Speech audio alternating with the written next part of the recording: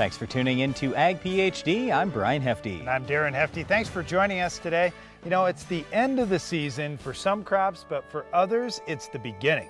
When we think about winter wheat seeding, I get it. It's a little ways off yet for most of us, but it's getting close. So we're going to talk about the pre-emerge weed control options that you have for winter wheat. We're also going to discuss summer seeding of an alfalfa crop. Boy, you can really set yourself up for success if you take just a few important steps when it comes to summer seeding alfalfa. It's the beginning for a few crops, but it could be the end for our Weed of the Week. We'll show you how to stop this weed later in the show, but first, here's our farm basics.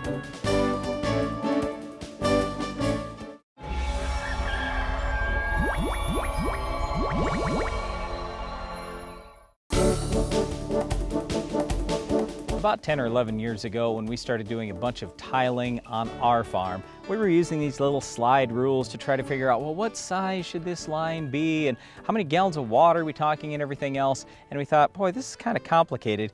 Can't we come up with a simpler way to do this? It's just math. So we developed the AgPhD Drainage Tile Calculator app.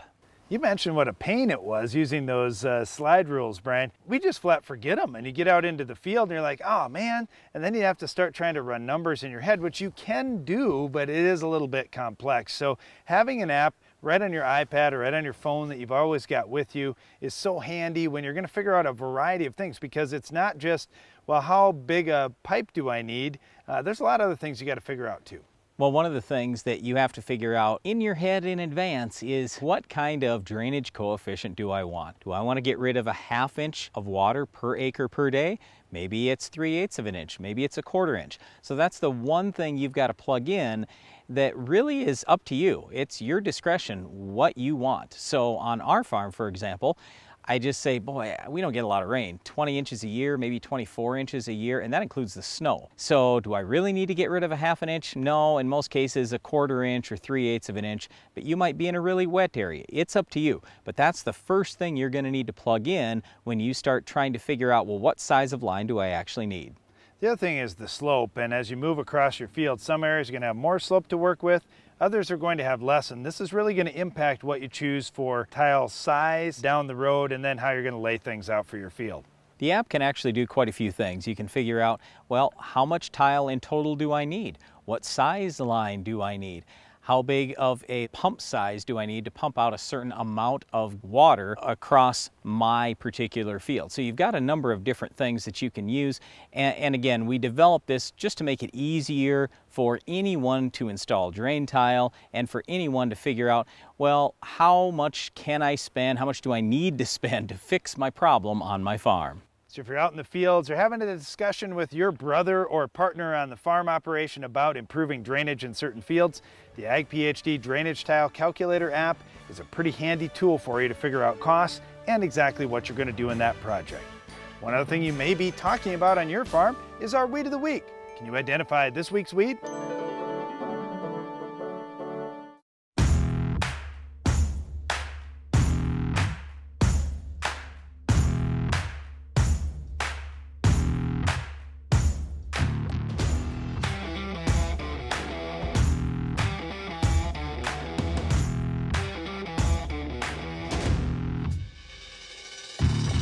Morton is eager to make the building you've always dreamed of a reality. Visit us online at mortonbuildings.com. No two seasons are the same. Each brings its own set of challenges, and you've seen a few. So many threats, and not one single thing can be taken for granted.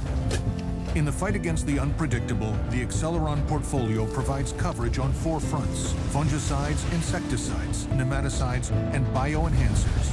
Rise stronger with one simple decision. Tired of that old warped poly boom ruining your spray applications? Express Boom from Hypro is a fully assembled stainless steel boom that ensures an even application of chemicals every time. Don't wait another season, upgrade today. Hypro, helping you spray better.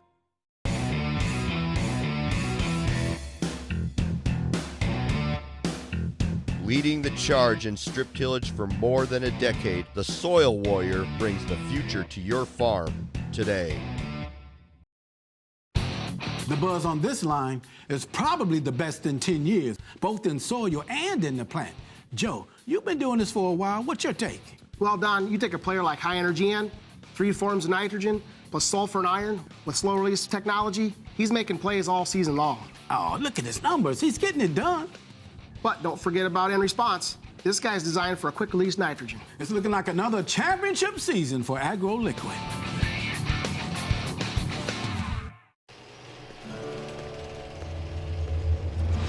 Out here, great yield starts with great weed control. That's why I choose the Roundup Ready Extend crop system, the system that makes the difference. Because only I know what it takes out here. Yield's what it's all for.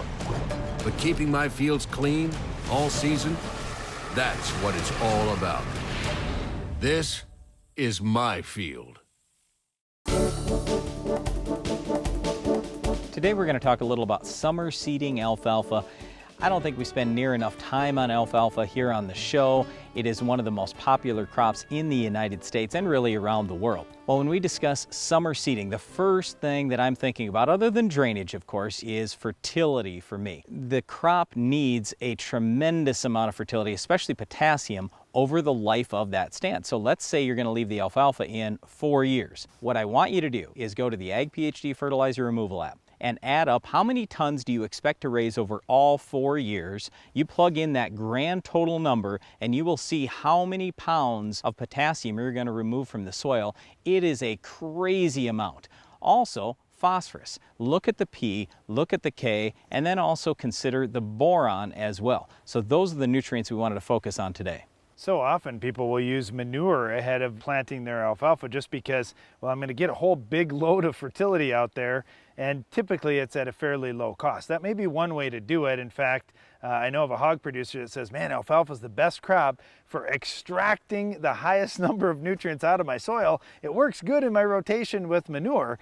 I get that, but here's your shot to get that fertility down deep, because after this you aren't going to be doing any tillage. It's only going to be surface applications. This is a good way to handle a large amount of fertility. All right, Darren mentioned manure. That can be part of the program.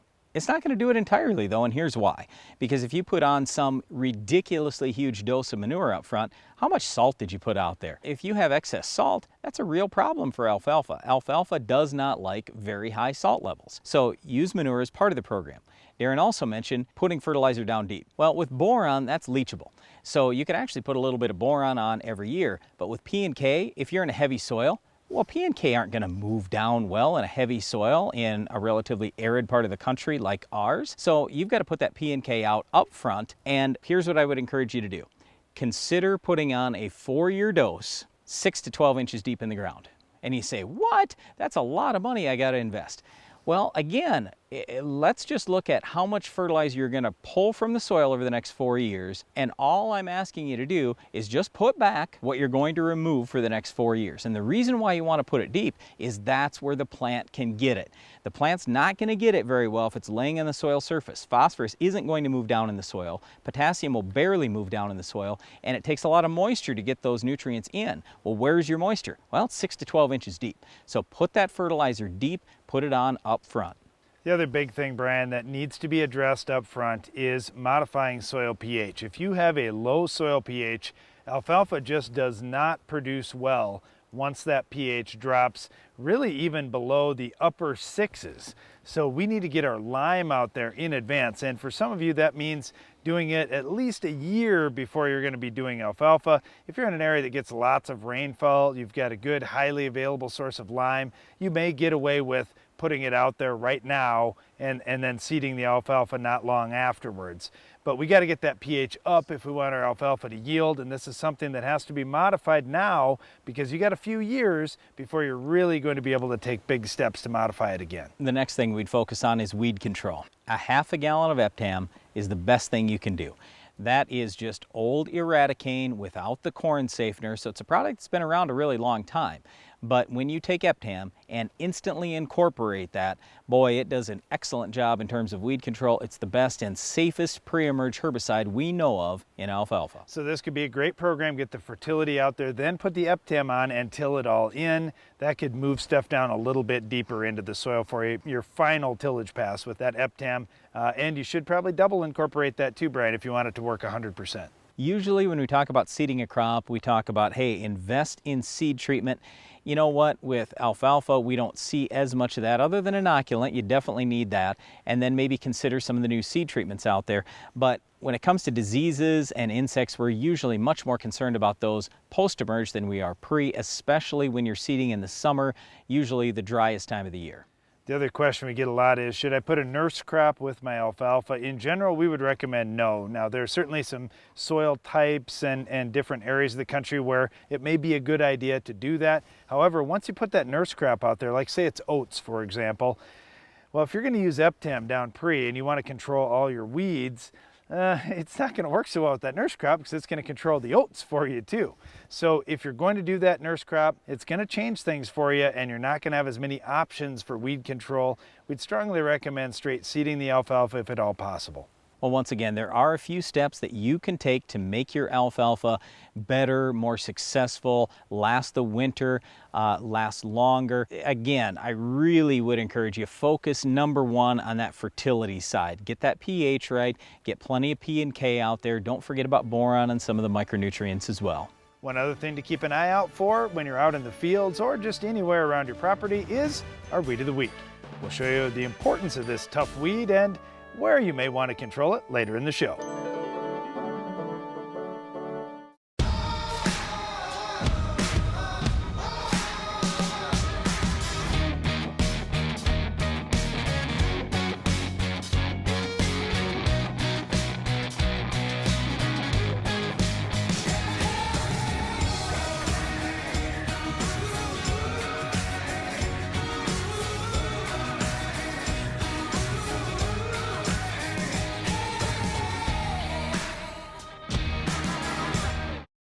Your planter is the single most important piece of equipment on your farm, because without a uniform stand, you can't reach maximum yield. That's why Harvest International set out to design a planter that takes advantage of the newest innovations in planter technology. Built tough for high speed and integrated with the latest precision enhancements, Harvest International planters ensure every seed you plant today puts more in your bin at harvest. Harvest International, planting the future. If you're looking to expand your farm's grain handling, you want everything to be fast and efficient. The Quick Belt from Norwood Sales is your all-around grain handling solution. Our conveyor-based system uses an 18-inch belt and a 10-inch tube, which minimizes seed damage while moving more than 10,000 bushels an hour. That's fast enough to fill a semi in 6 minutes. Plus, our hood is designed to gently direct the flow of grain straight down, keeping your crop in condition. Keep your grain and your farm moving with the Quick Belt from Norwood Sales. With the success of the Case IH Steiger Quad Track and Magnum Road Track tractors, it's no secret why Case IH is the leader of the track. So it wasn't surprising when the competition started imitating us, because Case IH offered the first 5-axle design to give you more power to the ground, with less berming and compaction, all to help you be more productive. Still, we're flattered. In fact, if we weren't already red, we'd be blushing.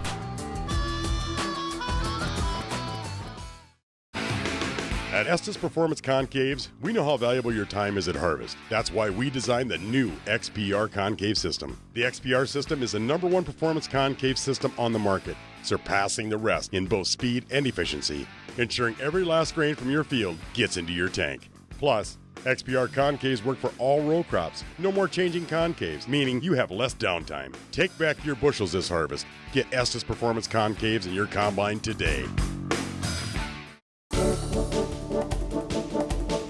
Which pre-emerge herbicide will you use on your winter wheat this fall? Well, hold on, Brian. Will you use a pre-emerge on your winter wheat? Because I know a lot of farmers that I talk to say, what are you guys talking about? I use a pre in my corn and my soybeans, but why on earth do I need it in wheat? I'm out there in the fall here getting stuff seeded, and I'm going to come back in the spring and try and control stuff. Yep, well, the #1 reason why is we want to get any crop off to a great start. If you start with weeds and there's competition early on, your plant is signaled to say, hey, I can't yield my maximum potential, so I'm going to cut it back. And right away, you've lost yield. We can't have that. We've got to start off with a clean field, and we got to keep that clean for at least the first month or so in that stand. The other thing is you let those weeds get off to a head start. Now you say, what are you talking about? They're starting the same time as my crop. My crop has an equal opportunity to compete. Not really. Especially when you're talking about some of these winter annual weeds, whether it's a weed like mare's tail, whether it's cheatgrass. There's a number of these weeds that if they get started in the spring, they grow at a faster pace often, at least their root system does, sometimes the top growth as well, compared to the wheat. And you come back in the spring, now you're not dealing with a little weed anymore. You've got a great big weed with a great big root system, and it's very difficult for most of the post-emerge herbicides to get them under control. So just to clarify here, what Darren's talking about is weeds that start in the fall, these winter annuals, and then by spring, if you haven't controlled them now, they're huge. And the odds that you're going to kill them in the spring are pretty slim. Well, they could be tillered out too. You look at cheatgrass, and if you let that get a start in the fall and you don't kill it right away, if it tillers out in the spring, good luck. Okay, so here's the other thing. We want you to thin out your weed population. We realize that with no pre-emerge herbicide ever in any crop, you're going to have absolutely 100% perfect control.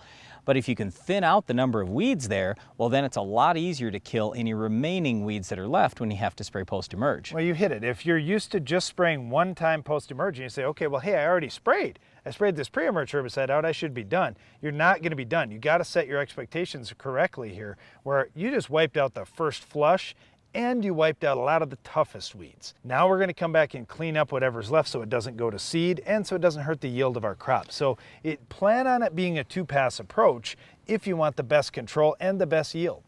All right, so let's start with broadleaves. The very best broadleaf killer, it's a little expensive, I know, but it's Sharpen. We'd encourage you to use 2 ounces per acre. That's probably all you're going to want to afford. You can go up to 3, but 2 ounces, and you're going to spend around $10. The other thing you could do is mix some Roundup with it, which many people like to do because Sharpen only controls the broadleaves. So if you say, well, I got a little bit of cheatgrass, but I have some broadleaf weeds out there too, Sharpen's an awesome burn down product, and mixed with Roundup, it's going to burn stuff down quickly and effectively. The nice thing with Sharpen is it's labeled for use in many different crops, doesn't have a real long carryover potential or anything like that.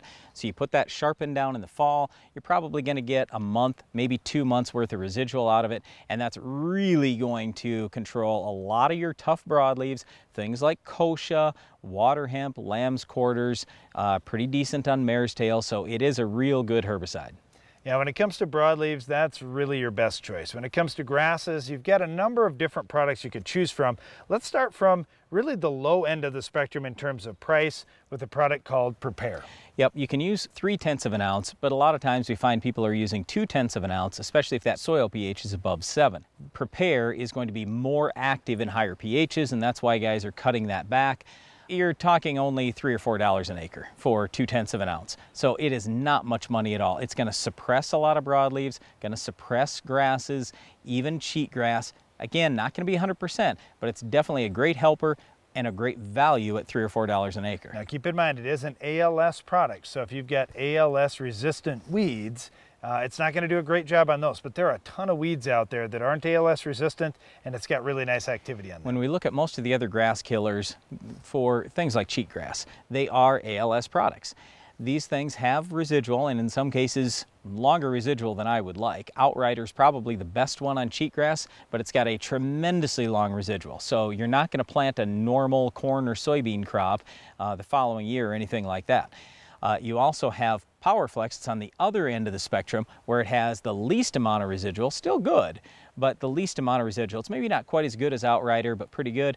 And then there's Olympus, kind of fits in the middle in terms of carryover potential. And that one has been the most popular one used as a pre in terms of, hey, I'm going to put some sort of pre-killer out there and I'm willing to spend a little bit more money than Prepare, and I'm really concerned about grass. Olympus seems to be the one more growers are going to. And then again, on the broadleaf side, you've got Sharpen. Now, if you said, well, I've got both and they're terrible, I've got just this terrible weed-infested field, you could combine those two products. Yep. It's going to cost you some money, but you're going to get really good control. And think about it. If you had even $4 wheat and you said, well, I'm going to spend 5 bushels of wheat on weed control pre, Yep, you would, but you'd do a really, really nice job out there. Would it gain you 5 bushels or more? In most cases, yes.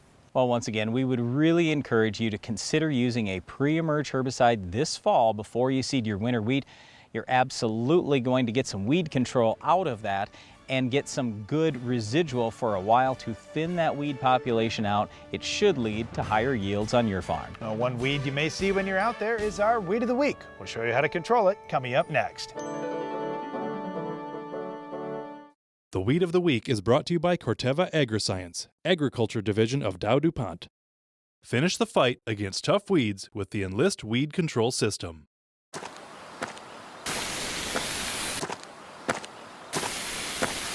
Weeds are tough, but we're tougher. With unrivaled weed control, reduced drift, and near zero volatility. So, who's tough now?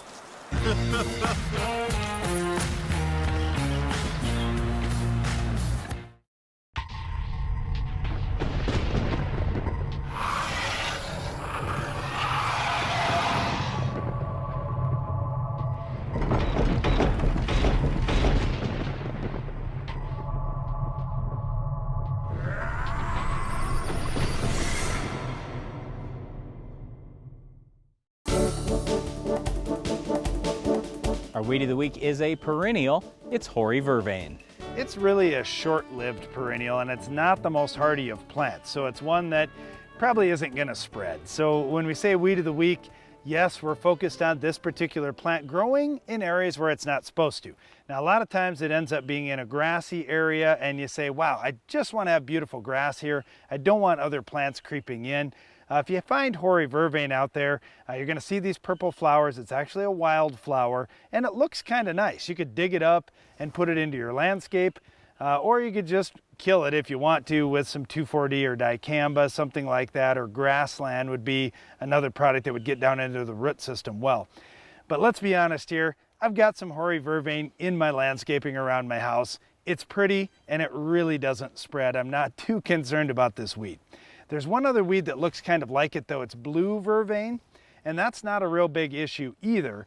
But I'll say this, the flowers on hoary vervain are a little bigger, and they look fairly similar. The other thing that's different though is hoary vervain has hairy leaves, while blue vervain does not. Blue vervain has got some medicinal purposes that you may save that plant for, that you could use it to reduce tension, but other than that, there really isn't too much to note with hoary or blue vervain. All right, so Darren mentions he has it around his house, so you might not want to kill it.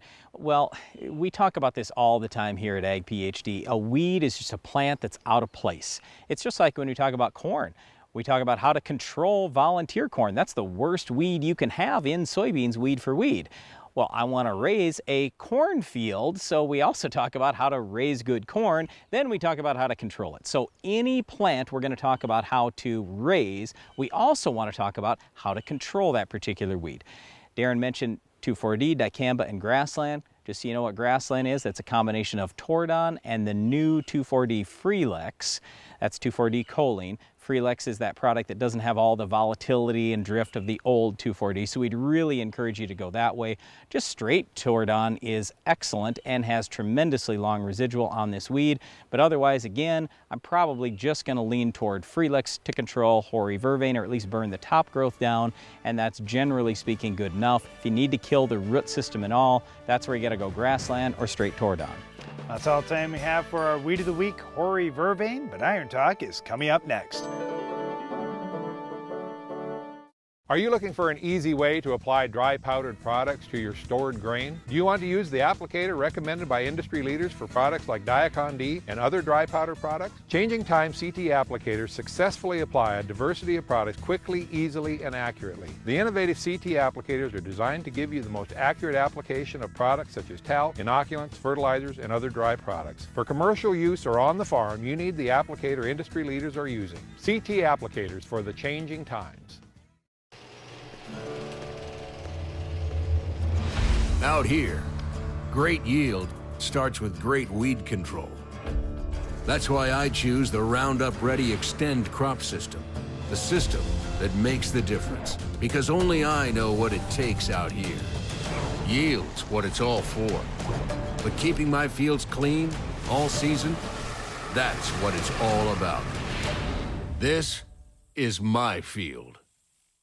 Introducing the SoilMax ZD48, the newest addition to the SoilMax Gold Digger lineup. The first plow designed for smaller class tractors, the ZD48 has been tested on tractors weighing between 10,000 and 16,000 pounds with excellent results. Designed for row crop farms, vineyards, irrigation, and specialty crop farms. The SoilMax ZD48 will install tile up to 48 inches deep, as well as install 3 or 4-inch tile. The ZD48 truly opens up the world of tile installation to more farms than ever before.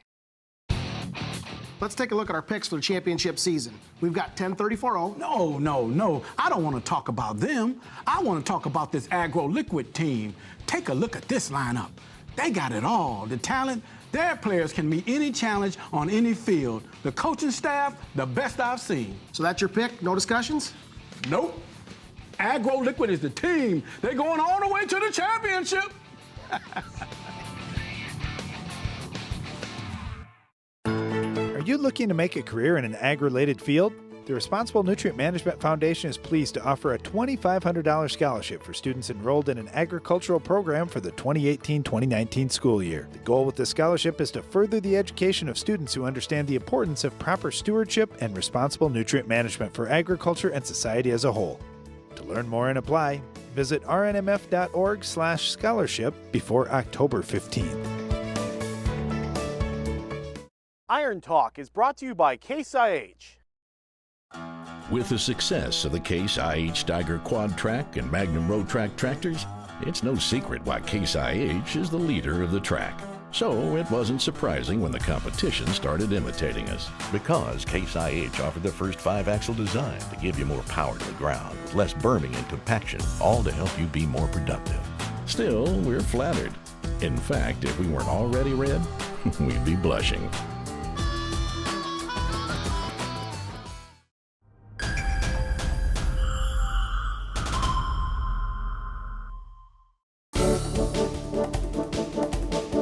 Today's Iron Talk will cover some of the features with strip tillage that are making a difference on our farm. The biggest disadvantage I can think of with strip tillage is that it takes time to do it. If all you looked at was tilling up a field, you could sure run across it faster with a field cultivator or a soil finisher. However, when you consider how many jobs you're actually accomplishing with that one trip across the field with a strip tiller, you may see things differently. First job, seed bed preparation. Now maybe you're still using a field cultivator or a field finisher to accomplish this task. Yes, they run faster and are wider than a strip till machine, but they do take time also, and if you're strip tilling, you won't have to do them anymore. Second job, incorporating and managing residue. This is especially the case coming out of corn, but holds true for other crops as well. It may take an extra tillage pass in most systems to deal with large amounts of crop residue. We handle it all in one pass with the strip till machine, with a little assist from our chopping corn head on the combine.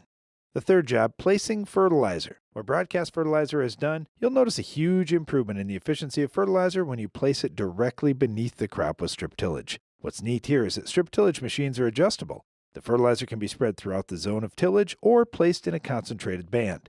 We find the band to be important, especially with phosphorus that moves into plant roots through diffusion and can often be tied up in applications where it's spread thin. A fourth job, compaction management, is a big deal too. Depending on what you're using for a strip till tool, you can really work on some compaction issues with your strip till pass. A shank can be beneficial, coulters maybe a little less so, but with the cog design on the Soil Warrior machine that we're using, we can really get some lift and fracturing of the soil down to 12 inches. We've also seen this design reduce the washing of soil down the row with spring rains compared to other machines. There are even more benefits to talk about with strip tillage, but those 4 jobs that we eliminated on our farm by running one pass of strip till speak for themselves. You'll use less fuel, less machinery, and the soil health benefits are there too.